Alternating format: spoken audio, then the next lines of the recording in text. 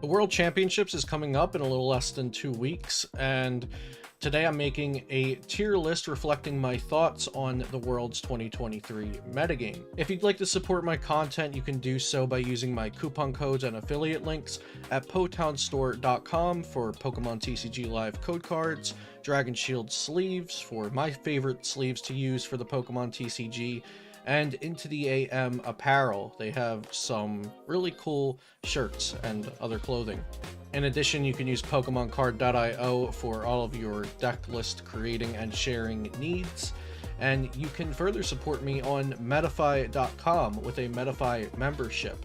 It's $10 a month, but you also get $10 of coaching credits a month to use on my coaching over there, and you can unlock exclusive content, which we will have a lot of coming over there on Metafy for the new competitive season. So look out for all of that stuff. You can find links in the description down below. Make sure you subscribe here on Celio's Network. And now let's get into my tier list for the World Championships. So we have a very interesting meta because I think that there are a lot of decks that are very, very close in strength to each other in the tier 1 range.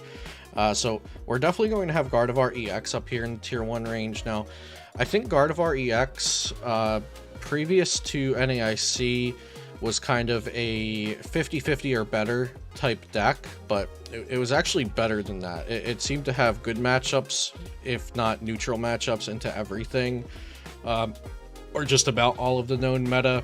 But things shifted as we got closer to NAIC, especially because of online events and also Japanese events with this metagame and these cards available already over in Japan for a couple of months before NAIC.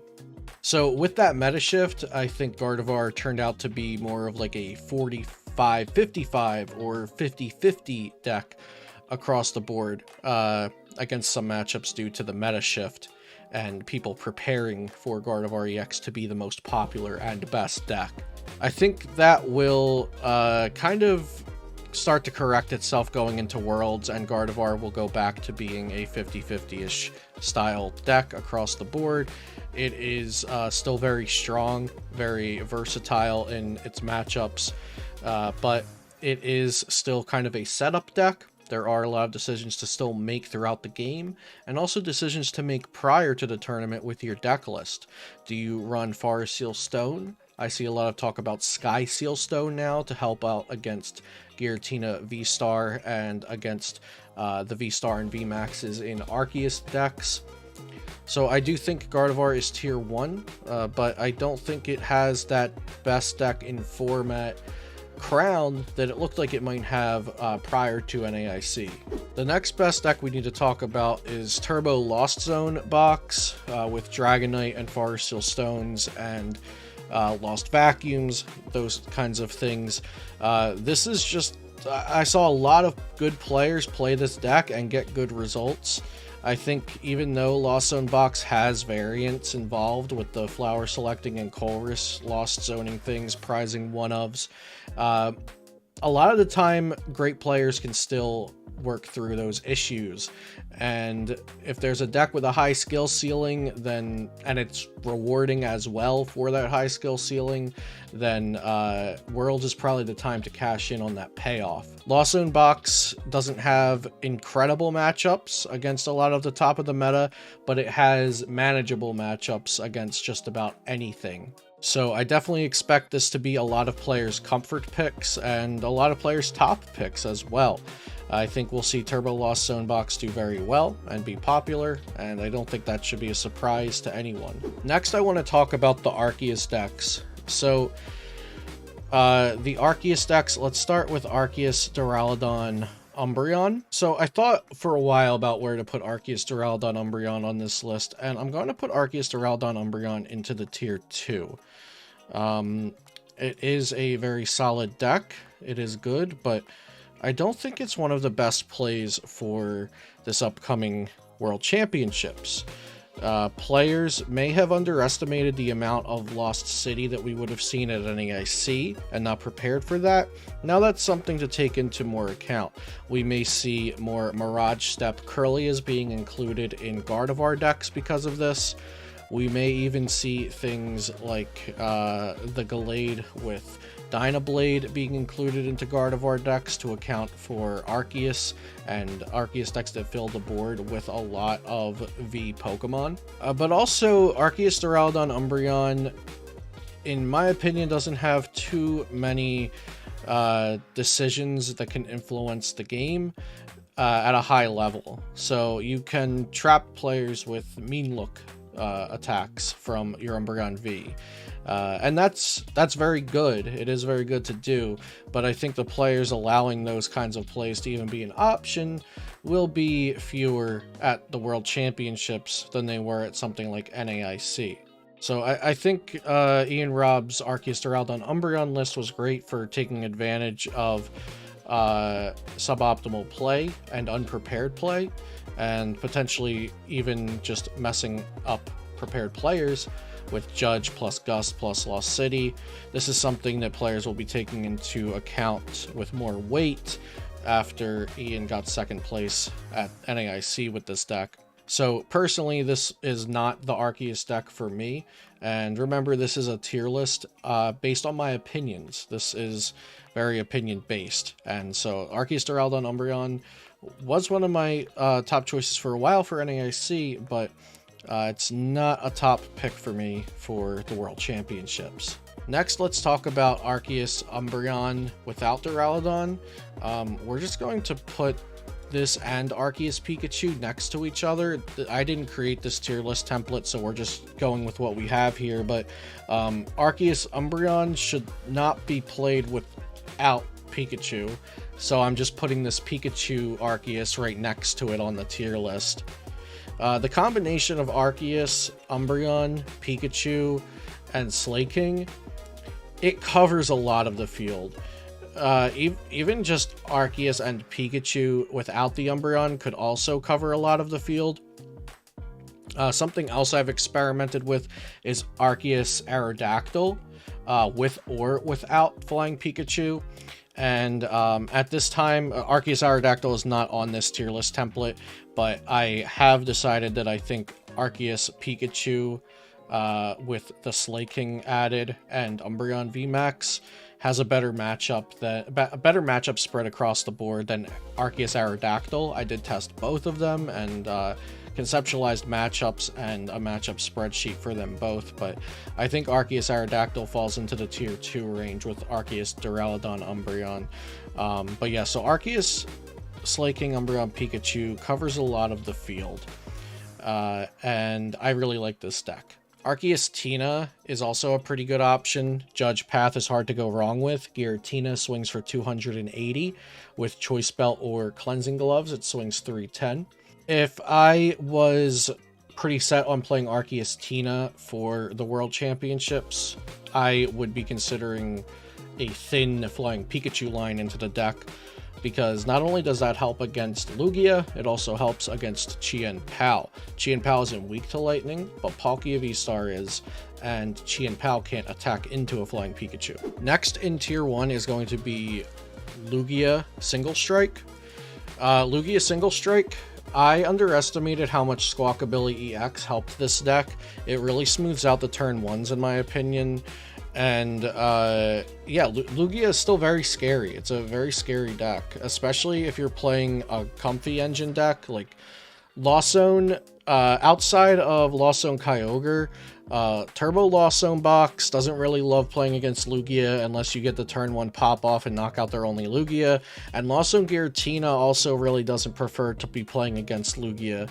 And it's not like other decks love playing against Lugia, depending on some of them might. Like if you're playing Arceus Pika with a thick Pikachu line, then maybe you're happy to see Lugia on the other side of the board, but for the most part, Lugia can be a powerhouse matchup no matter what you're piloting. So I think Lugia is still very strong. There's a lot of players who have grown comfortable with the deck and still really value its consistency and its outright strength. And like I said, I think Squawkabilly EX improves the deck a good bit for its turn 1s. So I'd be remiss not to include Lugia up into the tier 1. Now, like I said, I'm going to have a pretty large tier 1 here because I do think a lot of these decks are on par with each other. other. I could see an argument be made to bring Guardy and Lost Zone up into the S tier, but I'm not going to make an S tier today in my tier list, and I'm also not going to do the whole tier 1.5 thing. If I'm considering if it goes in tier 1 or tier 2, it will just go in tier 2. I'm not going to do the whole 1.5. Tier 1 are the decks that I definitely would not be surprised at all to see in top 8 or win the event. So now we're going to Lost Zone Kyogre, and I will say, if you're watching this for thoughts on what to play at day 1 of Worlds, don't play Lost Zone Kyogre at day 1 of Worlds. You don't want those ties.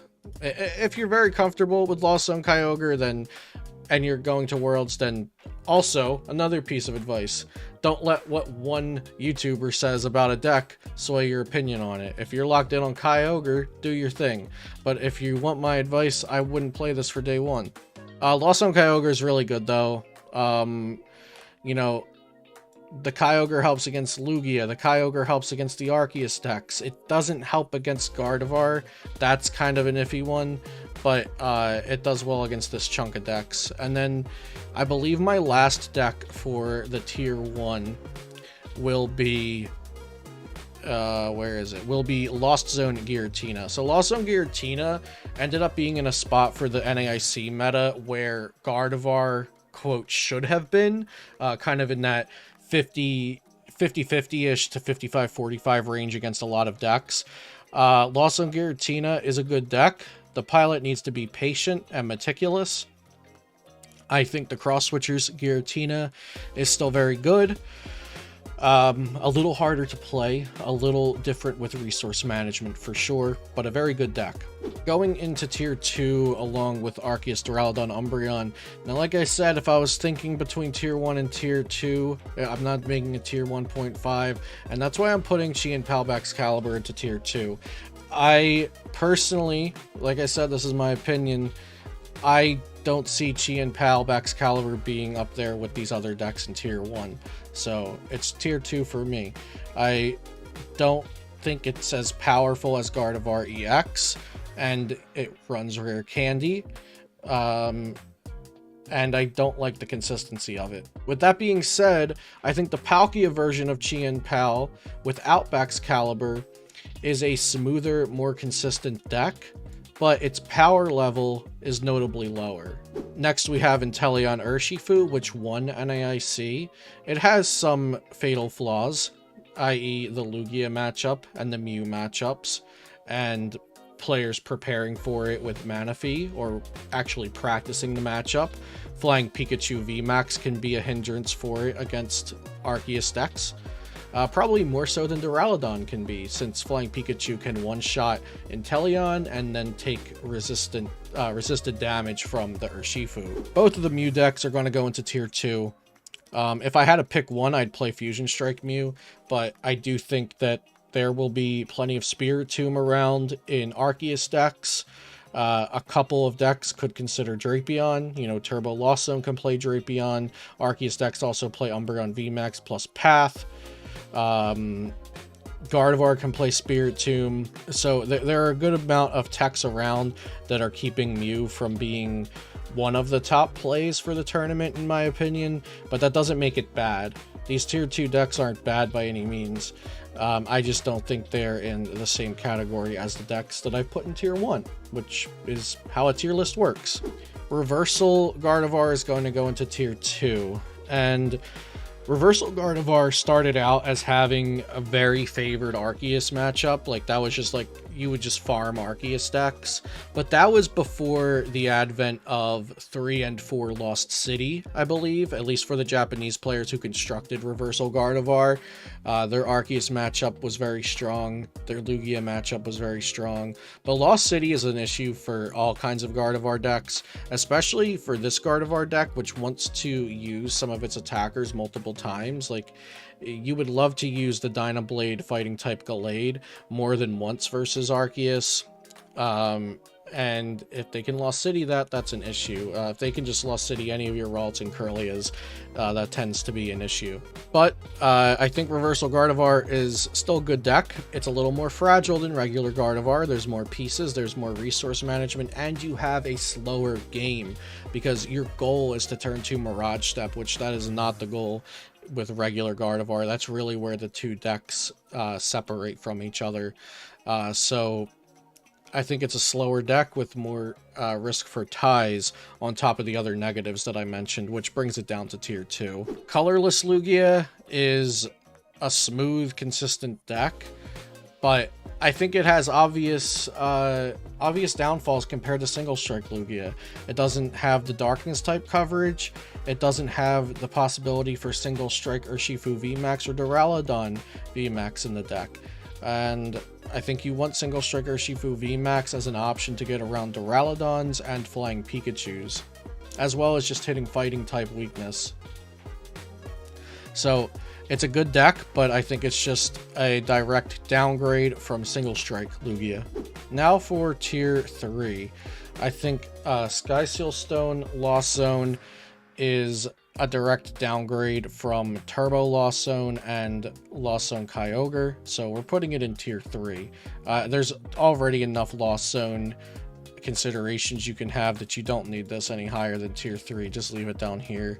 Lost Zone Goodra, same thing. I'd rather play Lost Zone Giratina every single time. Lost Zone Sablezard is a fine deck, but again, I think there's some obvious upgrades that the other Lost Zone box decks have. I wouldn't be upset to see someone argue Sablezard into tier 2, but I'm going to leave it in tier 3 for now because that's where my opinion lies in it. We're going to put Arceus Regidrago in tier 3. It has a lot of options. It can be very strong, but there's also a lot going on in the deck, and I don't feel that its options outweigh its inconsistencies and unreliability compared to the other Arceus decks. Ting Lu EX is actually not that bad. I think most of the time Gardevoir will beat it, especially at World Championships where all the Gardevoir players are going to be good. Not to say that people still can't misplay at Worlds. People will definitely misplay at Worlds, but I think if they understand the general matchup concept, that Ting Lu is pretty bad against Gardevoir. It can do well against Mew, Arceus, Lugia, Lost Zone if it can shut them down the way that Ting Lu wants to, but if the opponent can find any sort of opening, they can usually overcome Ting Lu, so that's why it's in tier 3. We'll also put the Miraidon variants in tier 3. They're fast and consistent, but that's kind of all they are. They lack the tactics and strategies and versatility that the other decks have, in my opinion. I think Darkrai wasn't actually that bad for NAIC. Obviously, I think Ross Cawthon got like 34th place or something with it, but there was a lot of Gardevoir, and I think the meta is going to be pretty spread out at the World Championships. So I'm actually going to put the rest of these decks all into the Rogue/bad tier. Yeah. Oh, hey, look, this is Little Dark Fury's tier list template. Thanks, Little Dark Fury. Shout out to him. So yeah, this is my final tier list for the World Championships. Please leave comments down below and tell me why my tier list sucks, and also tell me why your tier list is better. Thank you for watching here today on Celio's Network. Don't forget to subscribe and check out my sponsors, where you can save money at some of them and also support me in the links down below. See you next time.